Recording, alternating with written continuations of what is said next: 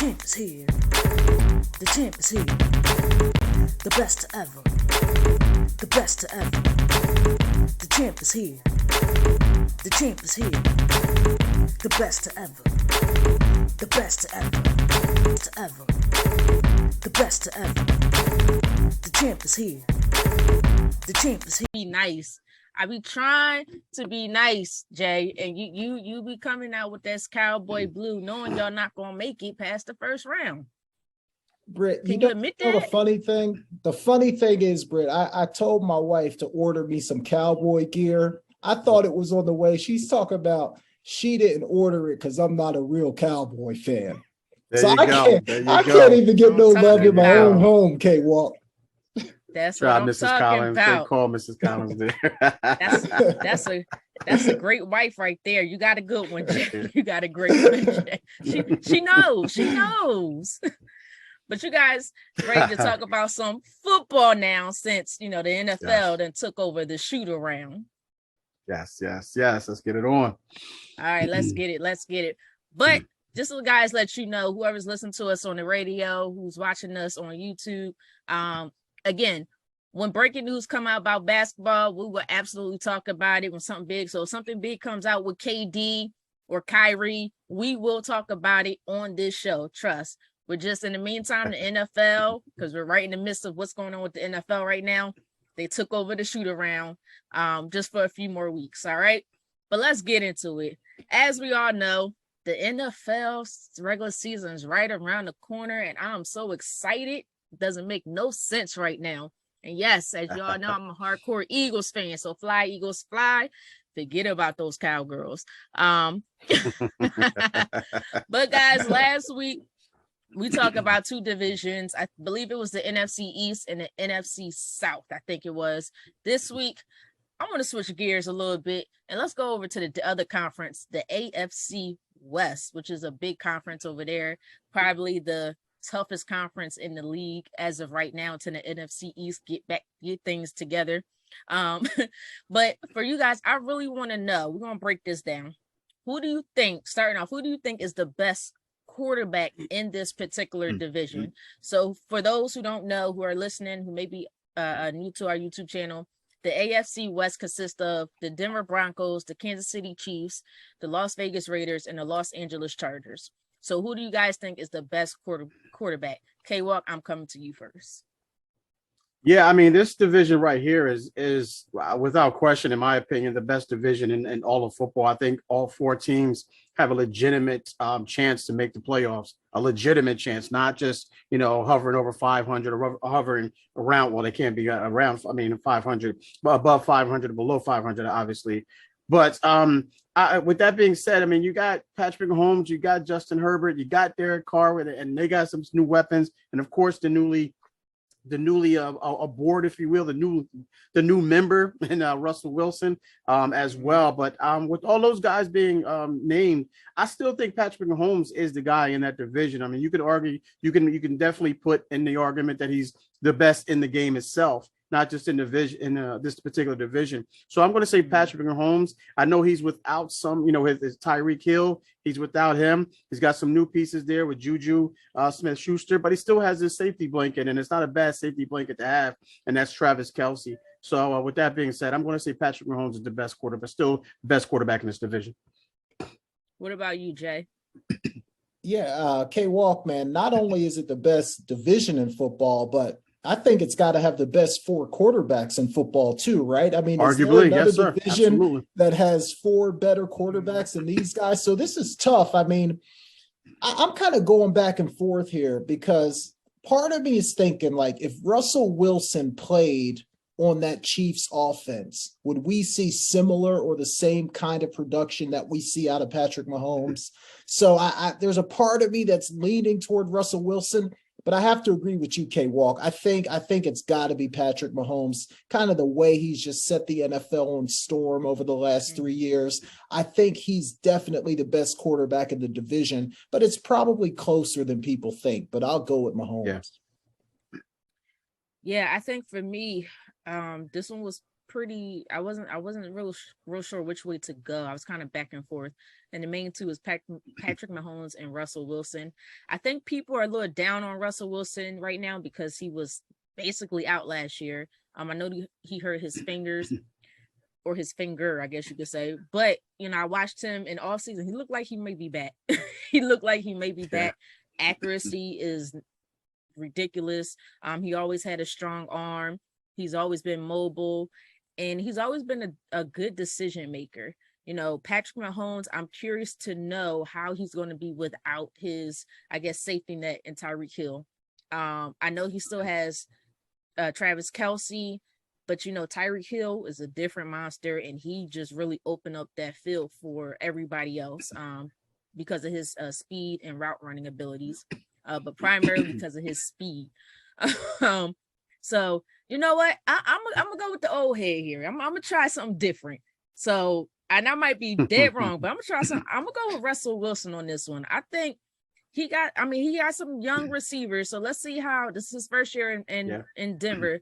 So let's see how this chemistry flows, how they work on the field. But I'm gonna go with Russell Wilson. I think he might have a little chip on his shoulder because people are doubting him a little bit. So I'm gonna go with Russell Wilson.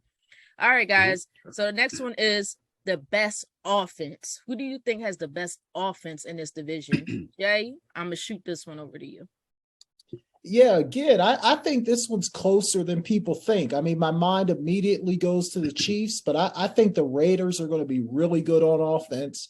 Justin Herbert, he's going to be better this year than he was last year. Was super impressive last year, but he'll be even better this year. And then, like you mentioned, Britt, I really think Russell Wilson is going to have a great year in Denver. So that offense is going to do a lot of things that people might not be expecting. But it's just really hard to pick against the Chiefs. The way they run their offense, Andy Reid and Eric Bieniemy, the way they dial up plays, Patrick Mahomes at quarterback.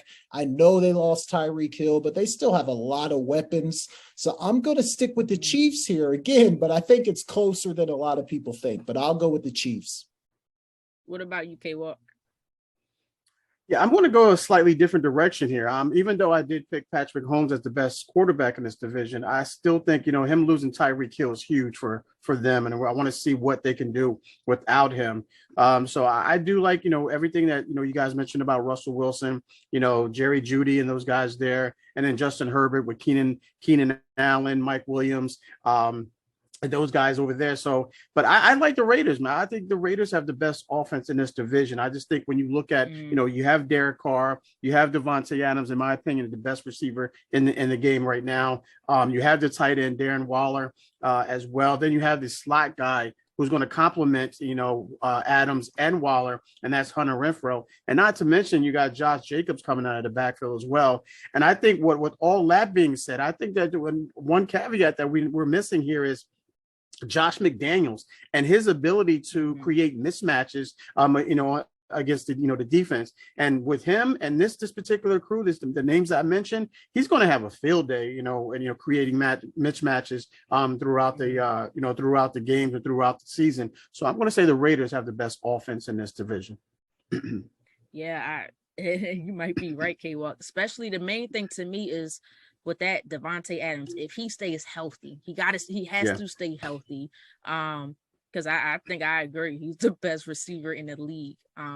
Just his abilities is crazy. I think I'm also going to go a different route. And I wasn't sure if I wanted to go this route, but I'm gonna go with the young kid. I'm gonna go with the Chargers. I'm gonna go with Justin Herbert. I know the other day, I think it was yesterday, I wasn't too sure about him, but then I looked at some film in his practice, and he made a magnificent throw. And I was like, whoa, my mistake. I chose the wrong quarterback.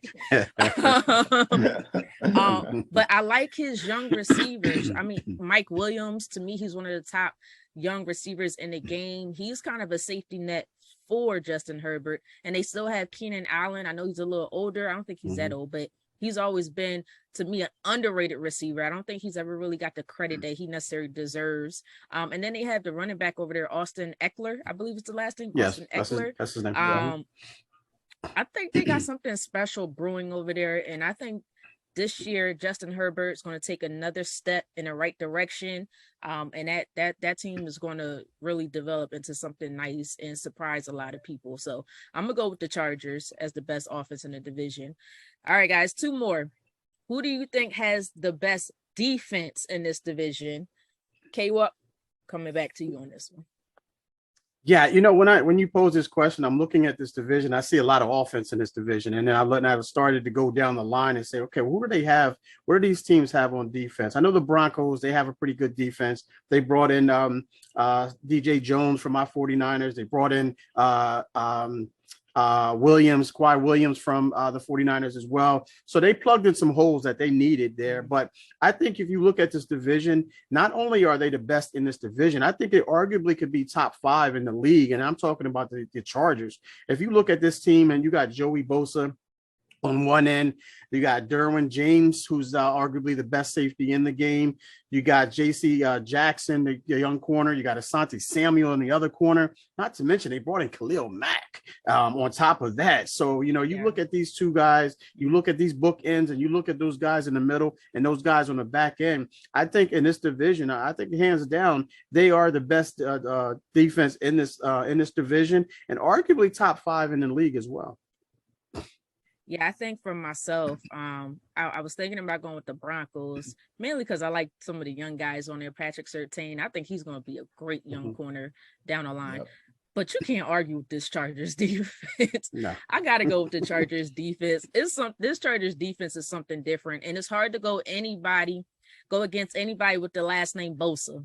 You see a last name Bosa, it's hard to go against that or why. Like, you see one of those last names, it's hard to go against it. And then, like you said, K-Walk, they have Khalil Mack. They have the young corner in Asante Samuel Jr., who is a decent young corner. Will he ever be what his dad was? I don't know. Well, only time will tell, but he is a young, talented corner. And then J.C. Jackson as well. So I'm going to go with the Chargers defense. What about you, Jay? No, I mean, I think you guys said it all. I agree 100% with everything you said. This was the easy one, right? The Chargers by far. And I agree, K-Walk, not only the best defense in the division, but a chance to be one of the best defenses in all of football. So, yeah, I think this one's a no-brainer.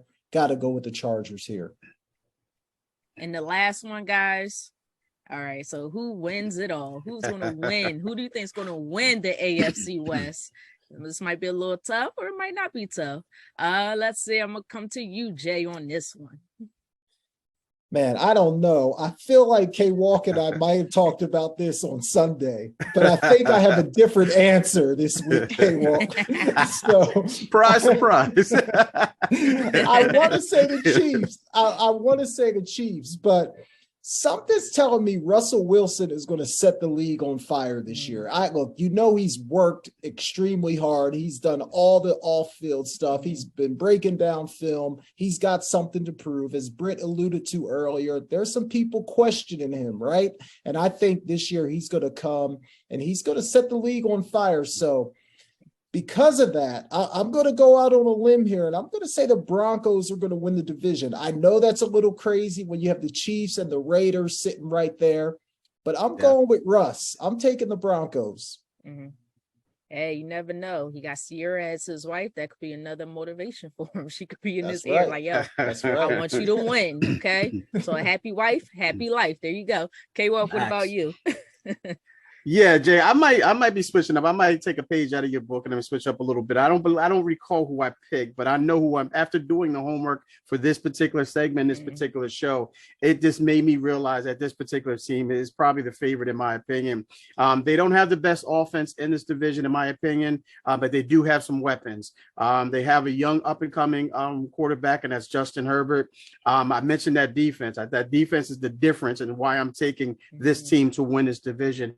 And that's the Los Angeles Chargers. I think with that defense and with that offense, even though I didn't put them at the top of the list in this division, they still have a good offense nonetheless. Like you alluded to, Britt, they have Keenan Allen, they have Mike Williams, they have Austin Eckler, and they have Justin Herbert. So I do like the Chargers to win this division.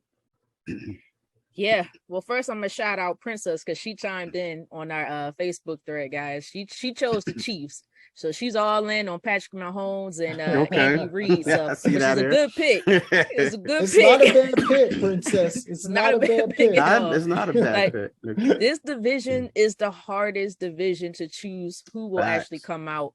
I think for me, I like defense first. I'm a defensive person, defensive minded person first. So I think I'm in agreement with K-Walk on this one. I gotta go with the Chargers. They have, the offense is still pretty young. Quarterback is still developing, although he is one of the top tier young quarterbacks in the league right now. And he has, like I said earlier, some really talented young pieces of surrounding him. But again, it's hard to go against any person with the last name Bosa on the defensive side. But that combination with Bosa and Khalil Mack with the young Sante Samuel, they might. I really think they could come out in this particular division. But my second choice was actually the Broncos. The reason why I didn't go with the Chiefs, I'm still not sure. I'm just not sure. Yeah, odds are they're going to prove me wrong, but I'm still not sure how the loss of Tyreek Hill is going to impact them. And I'm not sure. I think Juju Smith-Schuster has a lot to prove. So only time will tell. I know Andy Reid is a great head coach and Patrick Mahomes is a great quarterback, so they'll figure it out. But we're definitely going to see. All right, guys. Hey, Britt, real quick. You said you're not sure. let me go out on a limb here because I am sure. I'm going to say the Chiefs are going to fall off this year. I want to go on record here. I want everybody to know. Put it on record. The Chiefs are going to fall off this year. They're not going to be what we think they are. I say third in the division at best. They're going to take a step back this year. Write it down, people. We'll come back and watch the tape. I'm calling it first. The Chiefs are going to fall off. You know and what? Tom Brady's Jay? falling off as well. I'm a second. And the Cowboys are going to win the Super Bowl. So I don't know how you want to look at that. But go ahead. I'm sorry, Britt. I'm a second that testimony, Jay. I think the Chiefs are going to fall off a little bit. But all right, guys, we're going to head into our first break. When we come back, I have some interesting question because I really want to know if you had 5 positions, what players who would you choose from the 90s? Interesting. All right, guys, you guys are listening to the Shoot Around with myself, Britne Jones, alongside Jason Collins and Kevin Walker right here on Never Had It So Good Sports Radio. Welcome back to the Shoot Around with myself, Britne Jones, alongside Jason Collins and Kevin Walker right here on Never Had It So Good Sports Radio. All right, guys, prior to the break, we discussed the AFC West. Now, I really want to know which player from the 90s are you choosing? So the question is, if you could choose these 5 positions, which player from the 90s would you choose? I guess we'll go around, do one position at a time. It's probably easier. All right. So the first one is going to be the leader of the team, the whole team, the quarterback. We got to go with the quarterback first. K-Walk, I'm going to come to you first. Who are you choosing as your quarterback from the 90s?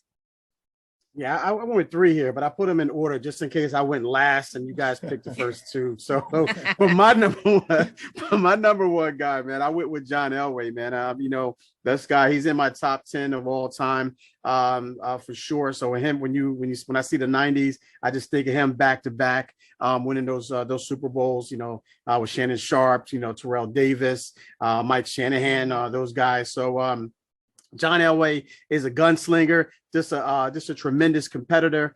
We know his background in baseball when he was at Stanford as well. So yeah, he's in my top 10 of all time. So this was kind of an easy one for me, but I did have some backups just in case. But John Elway is the guy that I'm going to go with from the 90s. What about you, Jay? Elway's a great pick, but I think if you said the leader, Britt, you said the leader of the team. So to me, I'm thinking about the most dominant team of the 90s. And for that, you look no further than my Dallas Cowboys. I mean, they owned the 90s. So if you're talking about the best team of the 90s, I think you got to look at Troy Aikman. This guy is underrated. He won 3 Super Bowls. He's a leader of the team. Jesus. Yes, he had Emmett. Yes, he had Michael Irvin. Yes, he had a great offensive line. And that's why I think people don't give Aikman the credit that he deserves. I'm going with Troy Aikman as my 90s quarterback. Jay, I really thought you were going to say John Rippon, because when you and I growing up in the 90s, you was a Washington Redskin fan at the Yes, time. yes. Yes, I know your was. brother That's played true, on there, but K-Walk. That's true, K-Walk. okay. You know what? I was going to say John Elway. Then I was going to change it to maybe Steve Young. But you know what? I'm going to go with Britt. the guy. Come on.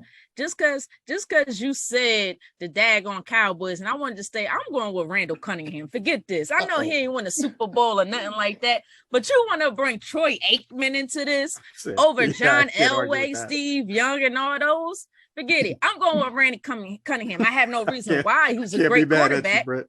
Yeah, he was a great quarterback. Don't get me wrong. You know, Michael Vick before Michael Vick, basically, right? That's really all I have to say.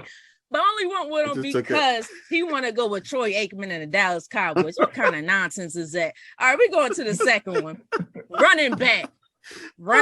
All right, Jay. I'm going to come to you first. I guess I can't get mad if you pick this guy, but I'm assuming. Let's see what you're going to say, Jay. What running back do you have? K-Walk, I'm almost scared to answer the way you just eviscerated me just now, man. I almost want to pass this to you. Because but honestly, look, Emmitt Smith was obviously a fantastic running back, but for me, he doesn't hold a candle to Mr. Barry Sanders. So if you're talking about 90s running backs, for me, it's Barry Sanders all day long. He's my best running back of all time. Any decade, I take Barry over everybody else. So give me Barry Sanders as my running back. All right, guys. We finally got some sense here. Thank God. No, I'm just kidding. I'm just kidding. No, for me, look, I respect Emmitt Smith. He was a great running back. But he even said it. If Barry Sanders didn't retire, Barry Sanders would be have the most rushing yards in the history of the league. And he was well aware of it, and he admitted it. He said Barry Sanders was the better running back. And I absolutely agree. He had no offensive line. He didn't really have any receivers. He was the offense, basically. And the thing he did to the Dallas Cowboys, which I love, and I watch it over and over, to figure eight, that was just amazing to me. But his finesse was amazing, his cuts, and he had the power too, which a lot of people don't really understand. So he was really a do-it-all type of back. So I got to go with Barry Sanders. But K-Walk, what do you say?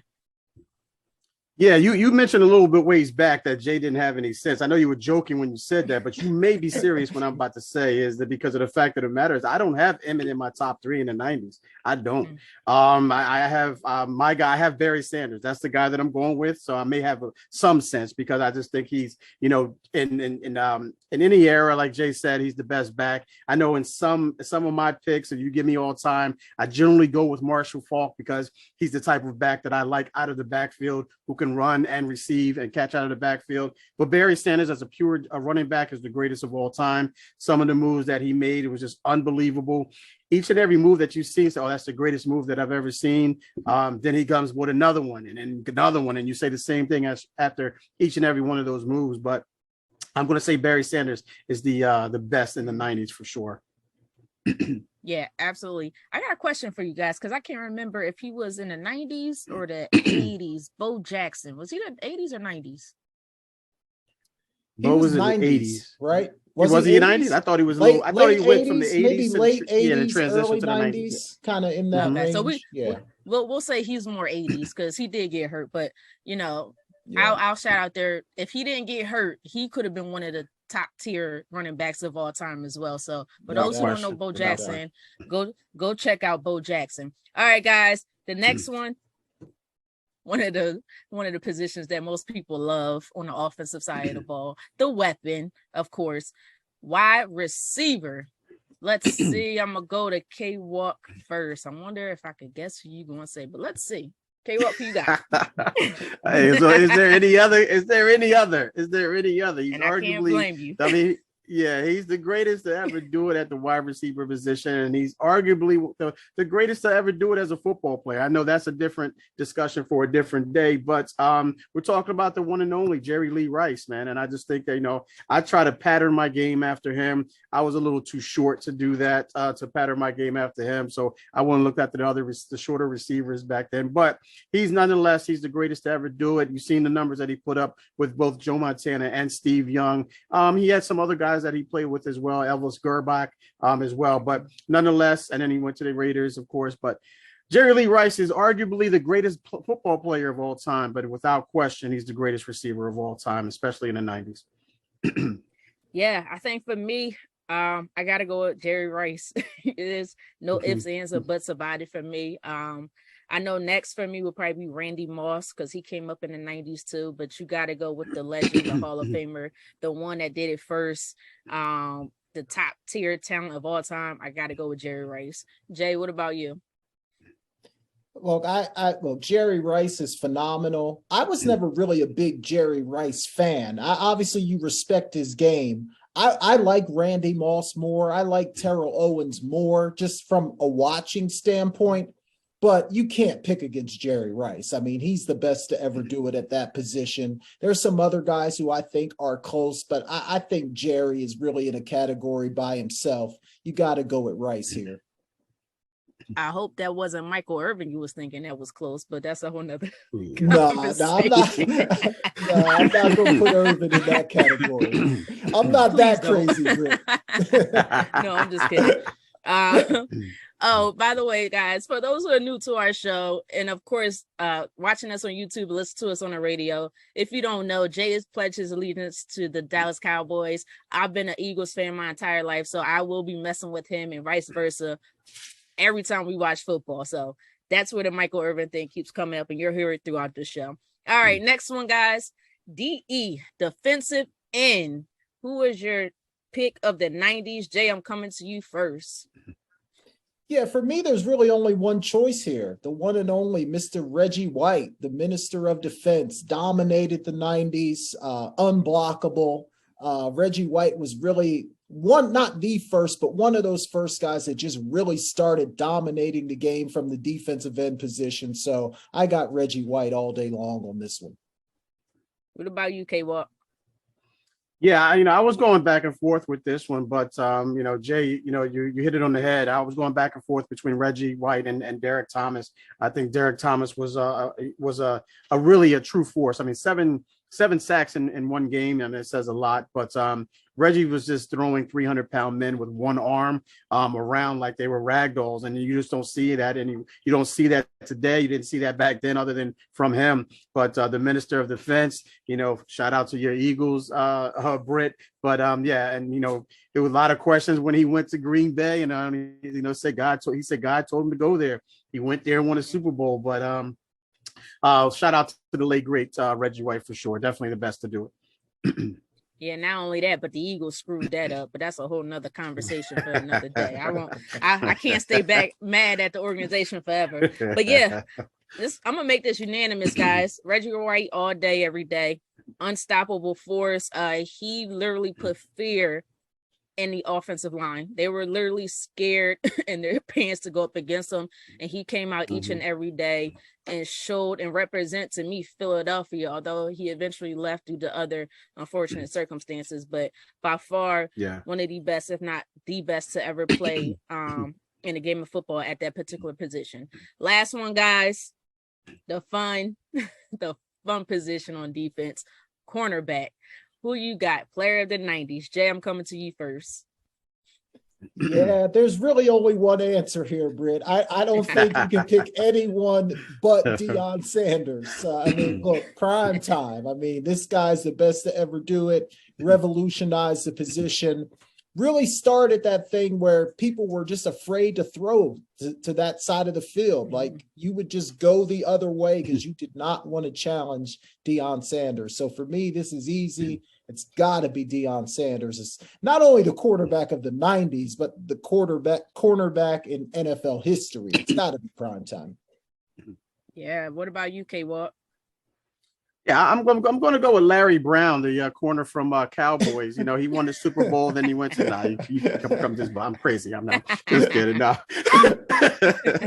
no, it's definitely Jay hit the nail on the head. I don't know how many times of that. But yeah, you got to go with Prime. I mean, he just revolutionized that. You know, that position. Also, you know, a punt returner. He just locked down everybody. I remember him when he went to the 49ers and he's playing against the Falcons, his old team, and he intercepted the ball on the sideline, and he was just high stepping and looking at the sideline, the Falcons sideline the whole way down the field. So you know, he was the reason why the 49ers won their last Super Bowl. He was an integral part of them winning that Super Bowl, even though they only had him for like 7, 8 games or whatever it was.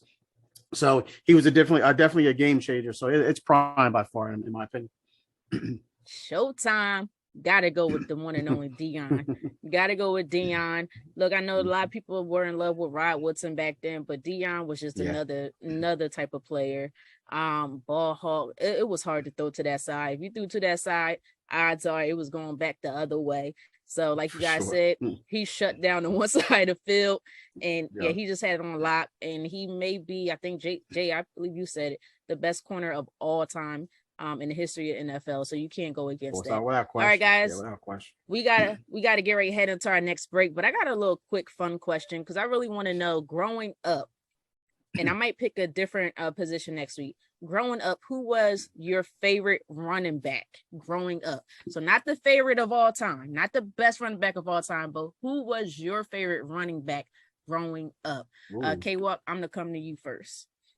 That's tough. Wow, I'm going to be biased here. I'm not saying he's the best running back, but you said the favorite. Is that correct? Your favorite growing up. Yep, not the best. So, all right, great. So with that being said, I'm going to say Roger Craig. Roger Craig to me was just outstanding. He does everything that I like. You know, as a wide receiver, I'm a running back. He's a wide receiver. He was the first running back to have rushed for 1,000 yards and then caught for 1,000 yards in the same season. We all know about the high knee action there, and this with that offense with Joe Montana, Jerry Rice, John Taylor, Brett Jones. The list goes on, and Tom Rathman. The list goes on. So without question, Roger Craig was my favorite running back growing up. What about you, Jay? Britt, it's hard to pick one, you know, because I was growing up a lot.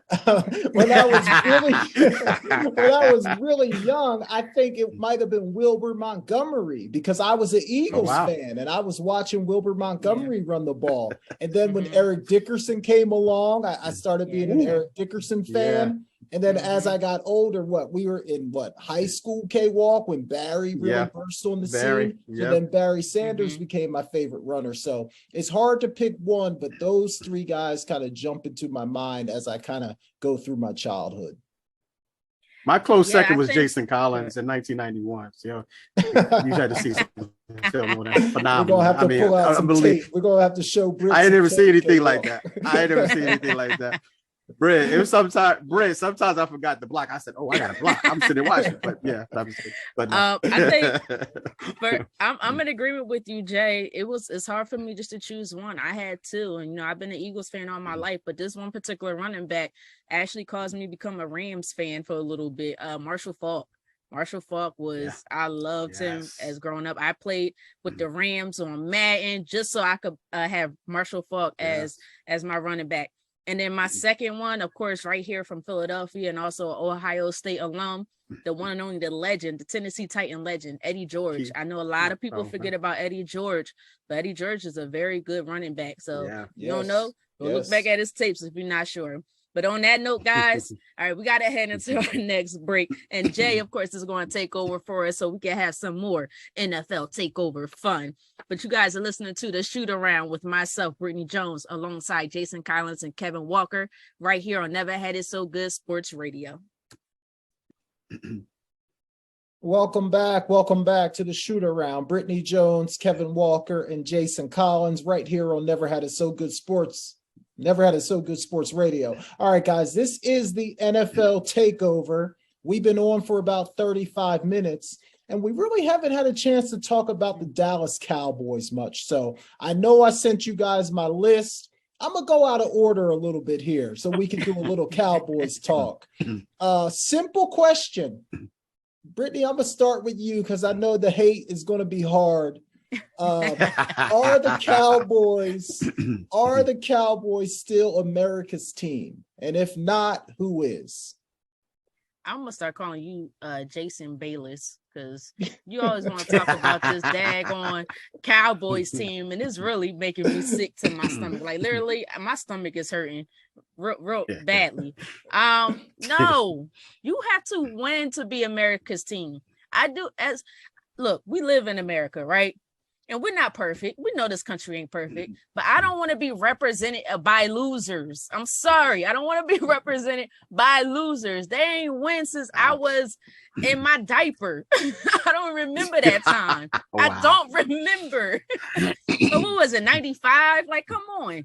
Most of the people who are Cowboys fans don't remember that time. So no, they are no longer America's team. They have to prove themselves. Stop it. I don't care how much money is coming into the franchise. That just says Jerry Jones is a good marketer. That's about it. I need a winner to represent America, not a loser. But in that case, let's see. It's a little hard because I would have chose, I don't like the team as much, but I would have chose Tom Brady if he was still with the Patriots. But maybe I just go with Tom Brady's America's team because every team he goes to seems to win.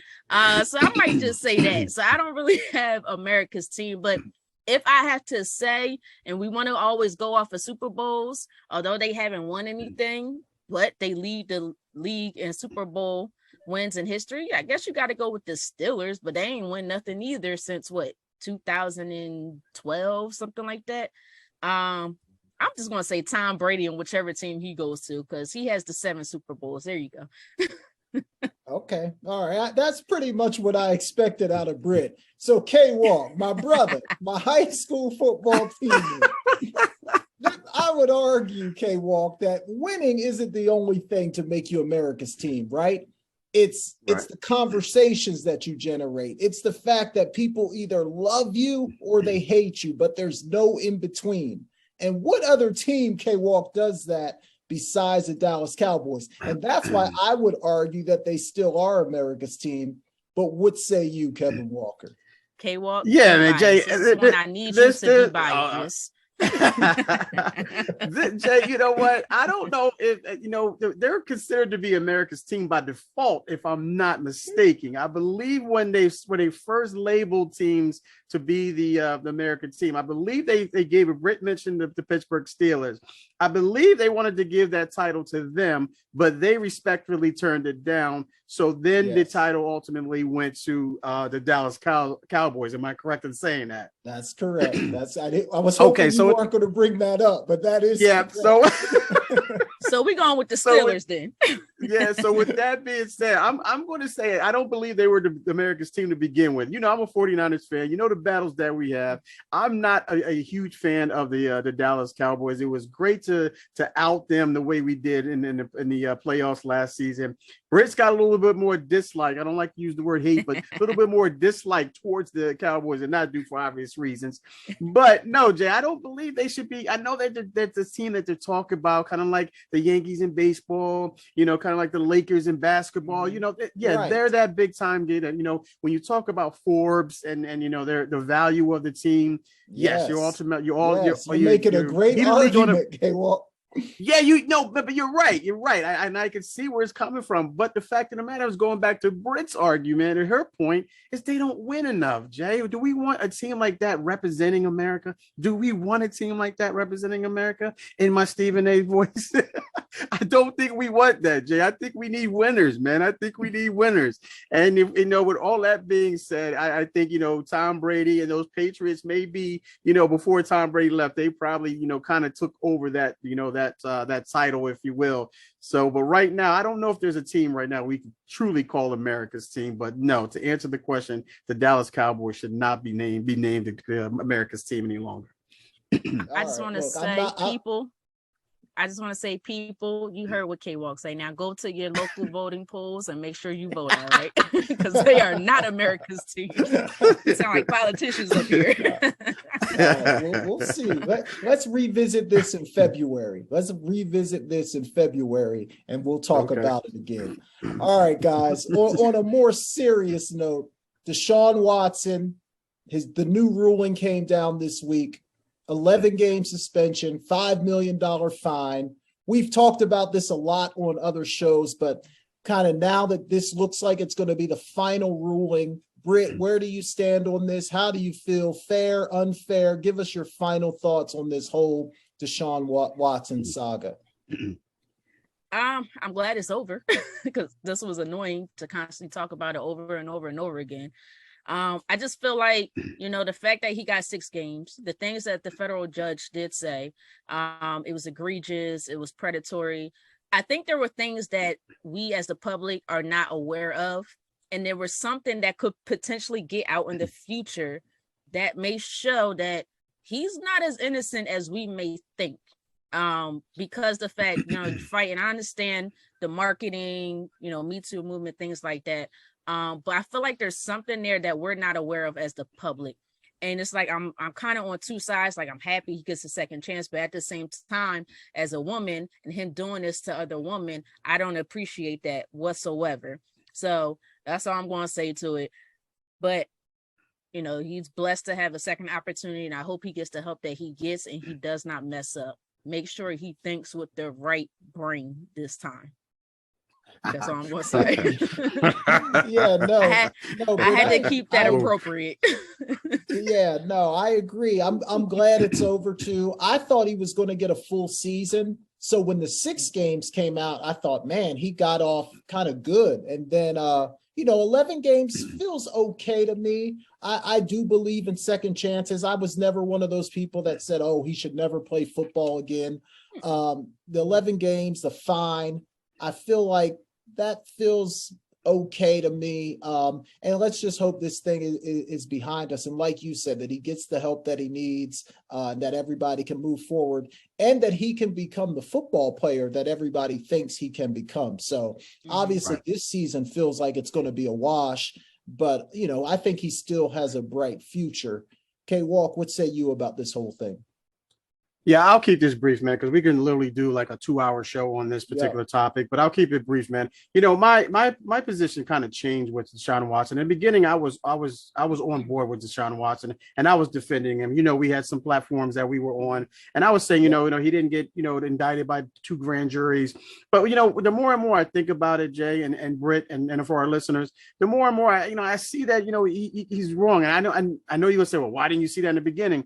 Because there was no criminal charges there. There was no, he wasn't arrested or anything like that. So I guess that kind of clouded my judgment in a sense, to be perfectly honest with you. But the more and more I see this, the more and more that everyone's doing their due diligence in this aspect, I can see where, it's something that he has an issue with. I don't want to call it an issue. Maybe it's a fetish or something that he needs to control. I know that's a part of the agreement, the suspension that he has to go through, I think some type of therapy or meetings, and, to help him with that. But for the most part, man, I think the 11 games, even when the 6 games came out, I was like, wow, I don't think that's enough. That's a little light.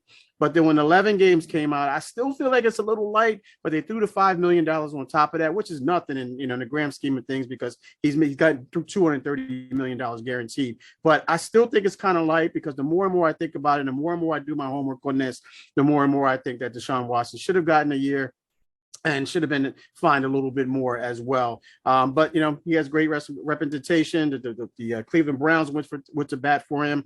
So I'm kind of changing my position on this just a little bit, guys, because we're talking about a lot of women out here who are victims, and and who were put in situations where they felt like that they were in a no-win situation. So with that being said, I can't ignore that, guys. I can't. As much as I love Deshaun Watson as a football player and as a black man, I can't ignore what he did and what he put, what position he put those women in. So with that being said, I'm changing my position on that. I think this is still a little light, but at least it's more than what he got in the beginning. Jay, that's go ahead, Britt. Go ahead. I was gonna say, real quick, it's going to be interesting when he does, come back. Even now, I know he's practicing. I think he's in joint practice with my Philadelphia Eagles right now. But just in the locker room, I'm pretty sure there's players like that. Could have been my sister, my mother, my daughter. Right. Well, not the players, but it could have been somebody's daughter. And I think people are starting to think in those ways. Like, would you want the the women in your life to be put in that position and that to know. So when you start thinking about things that way, Deshaun Watson, yeah, he got to get some help. So like I said earlier, he's definitely blessed to have a second opportunity.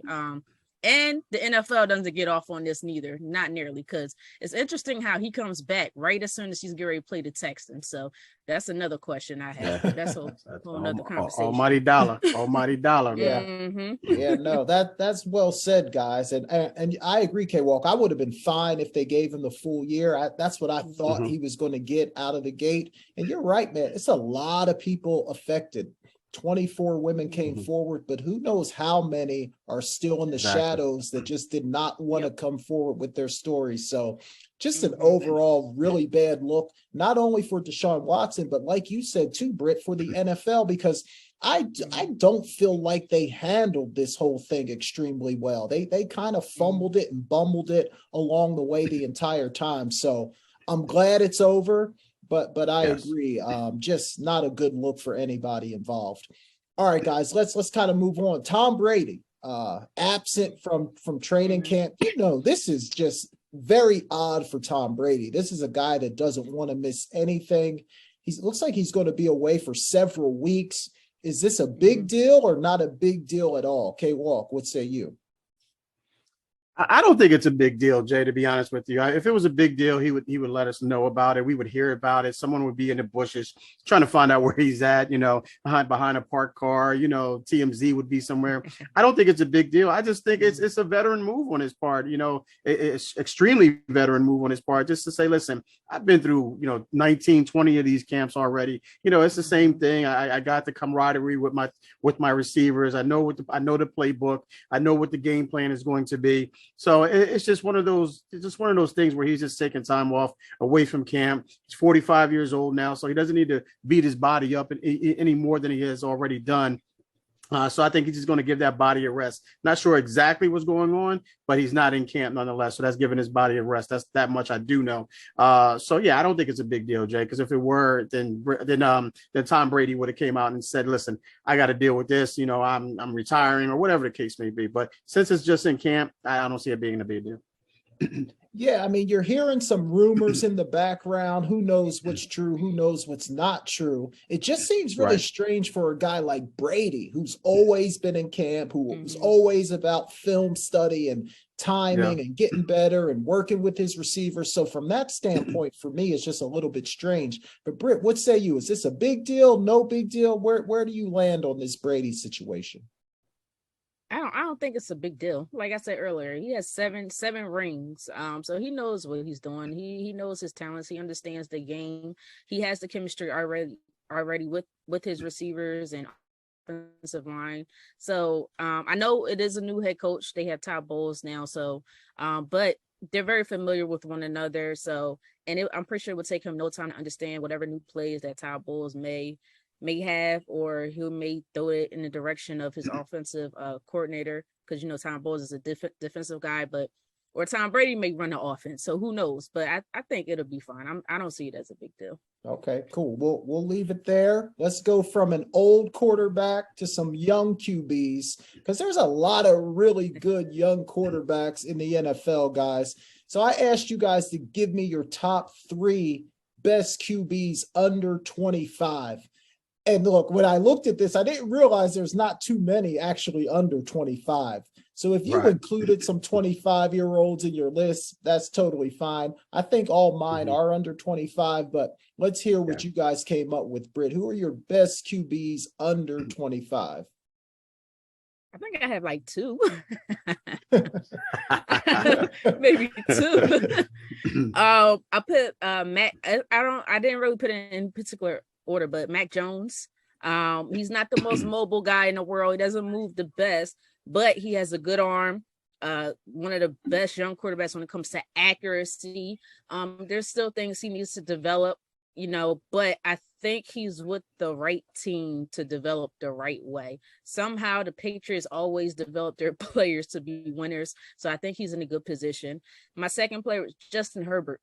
Like I said before, I made a mistake. I didn't choose Justin Herbert the other day until I watched his film again.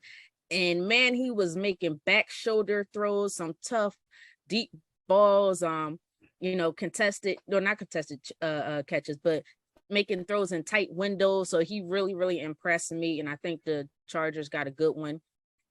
And then I was looking under 25 because I wanted to throw in Lamar Jackson. He's not under 25.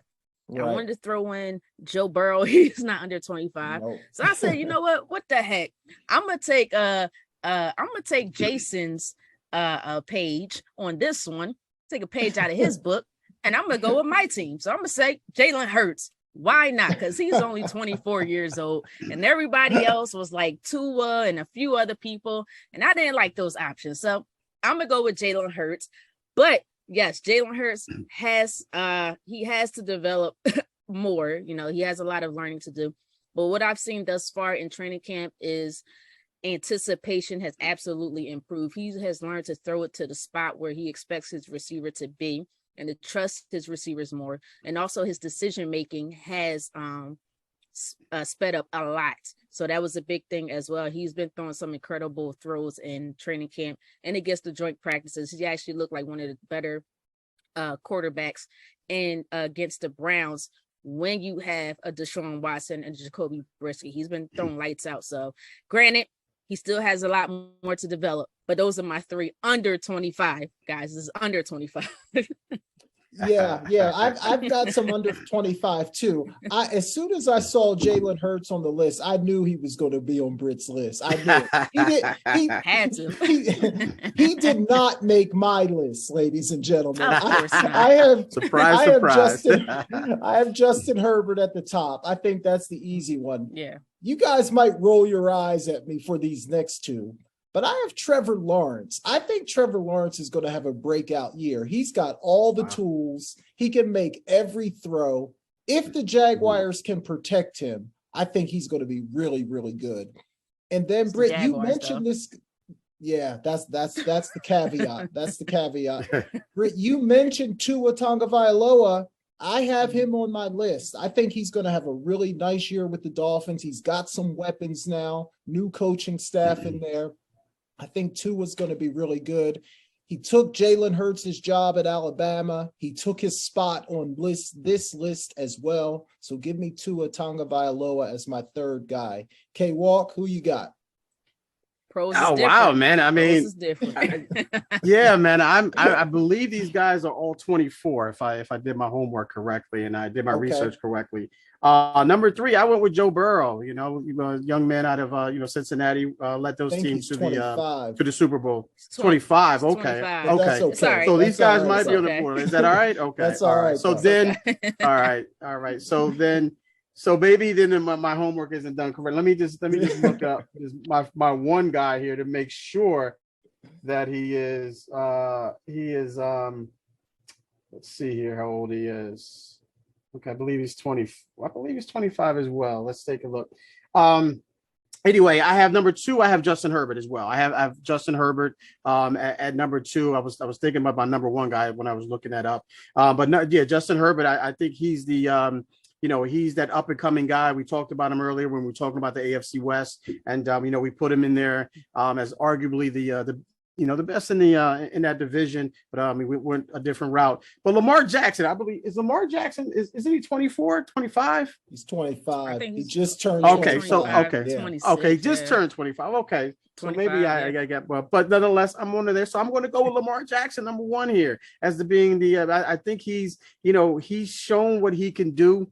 He's right now, he's primed. I know he's still got that contract. He set the deadline for the contract, as far as week 1. If it's not done, then, he doesn't want to talk about it until the offseason.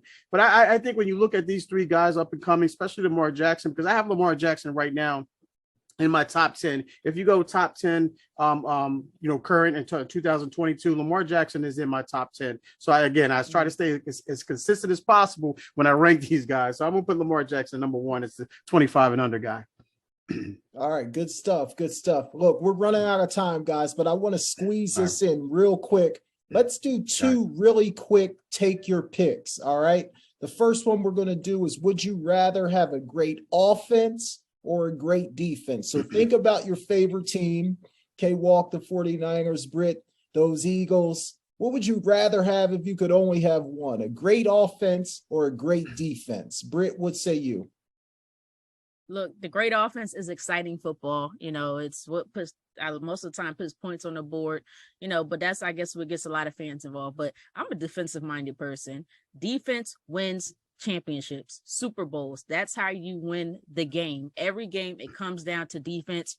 Even when, I don't care if it was the Cowboys, the 49ers, or even my Eagles, when they won their one about 5 years ago, it was because of great defensive plays. I'm sorry. So I got to go with the great defense. Britt, I'm right along with you. I still believe in defense. Defense wins championships. If I had to choose, give me the great defense every single time. Okay, Walk, you're that offensive guy, man. You call yourself a wide receiver. You going the other way on this? Jay, I love my wide receivers, man. We mentioned Jerry Rice earlier, man. I could go on and on about wide receivers, the best in the game. Love the offense, love the points being put up on the board like a ping pong game, a pinball game. Just hearing those bells ring and those lights flash. But I just think I'm gonna make it unanimous. I think you have to have that great defense, man. If I'm a 49er fan. If I had to choose this season, I want that defense. I want that defense that's going to be able to keep that offense in the game and doesn't have to necessarily rely on having to score 37 points a game. 17, 20 points a game. If that's all you have to score to win, I'll take that week in and week out, as long as, they, of course, the defense is holding them down. So I'm going to make it unanimous, and I'm going to say I'd rather take a great defense than a great offense any day. Okay, nice. So we're unanimous on that one. Mm-hmm. I don't see it happening on this one. K-Walk, I'm going to start with you. Take your pick. Philly fans or Cowboys fans? Take your pick, K-Walk. Good gracious, man. You know what? Britt, I love you, Britt. You know that. Just know that, I love you. But I've seen Philly fans up close in person. No. Hear me out now. I know we can press for time, so hear me out. They booed Santa Claus, man. I've seen what some of these Phillies fans, not just I'm talking about the Philadelphia Phillies, did some of these kids in the stands, and I was there up close and personal. I went to Temple. Temple didn't win when I was back then, so what kind of heat I got. We took. So I seen it up close and personal. I lived it. I heard the hate. I heard the bashing. Up close and personal, Britt. And the Philly fans are just not. They're never satisfied. It's rough. The Philly fans are rough on their opposing team, and they're rough on their players if they don't get it right, if they're not doing it right. You see where Ben Simmons is at right now. They ran him right up the turnpike. But the Cowboy fans, they're delusional. They are. No, absolutely not. You're right. Okay. You're right. Exactly. But, you're right. No, but Santa Claus though. Go back to Santa Claus. If you're gonna boo Santa Claus, you're gonna boo everybody. Stop that. But at the same time, you have the Cowboy fans who are delusional. Every year is their year. Every year. But it's just the way. It's just a different. It's just the Eagles are a different animal. No pun intended. They're a different animal when it comes to how they treat their own. The Cowboys, they could be bashful, but they could bash their own, but that's just delusional. They don't know which way to go, to be honest with you. So they just get mad at themselves because they're that bad. So then every year they know that they're bad, but they still think that they're going to win every single year. So with that being said, Britt, I'm sorry, man. Your Philly fans are, I'd rather go with the Cowboy fans. As hard as it is to say that than the Philly fans. You got to lose in that hallucination stage. Good call, K-Walk.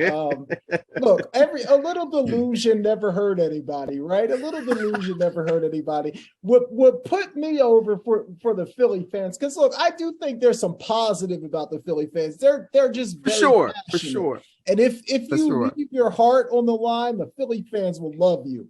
But what put it over for me was during COVID, when no fans were in the stands, Carson Wentz is having a horrible game. They're at home, and the PA announcers piped in boos for Carson Wentz at home. They booed the man at home when no fans were in the stands. Mic drop. For me, that was just too much. So I'm going to go on the side of delusion. Give me the Cowboys fans. Britne Jones. Look, Is this a we may no-brainer have for you? we may have thrown snowballs at Santa Claus in the 70s, and there was a reason behind that. You got to go look at the documentary because they talked about it. Santa Claus was teasing the fans, and the fans were getting more and more aggravated with him, so they started to attack Santa Claus. So that's exactly what happened. But the one thing Philly fans has never done, if I can recall, what happened last year with the Cowboys when the fans started throwing things at their own players. We may boo our players because they're not playing right. We don't care. So the thing about Philly fans is we're passionate. So if you don't come out with the right attitude, if you're not playing hard, we don't care if you win or lose. It's a blue-collar city. So we work hard. We want our players to play hard and give it their all. And that's why people like Allen Iverson, even the young Tyrese Maxey are loved, because when they hit that court, they putting it all out on that court. Okay? We may boo them if they're not playing hard, but we're not throwing things at our own players. Oh, and also we're more realistic. We're also way more realistic than the Cowboys fans. We know, this year we love our team, but we suck this year. Or this year we love our team. It's a possibility we may go to the Super Bowl this year. Cowboys, really? Do I really need to talk about that? We already know how that goes. I swear y'all one step away from being Alice in Wonderland and whatever she took to see the bunny bouncing off, because that's where y'all are. Okay, thinking y'all delusionals.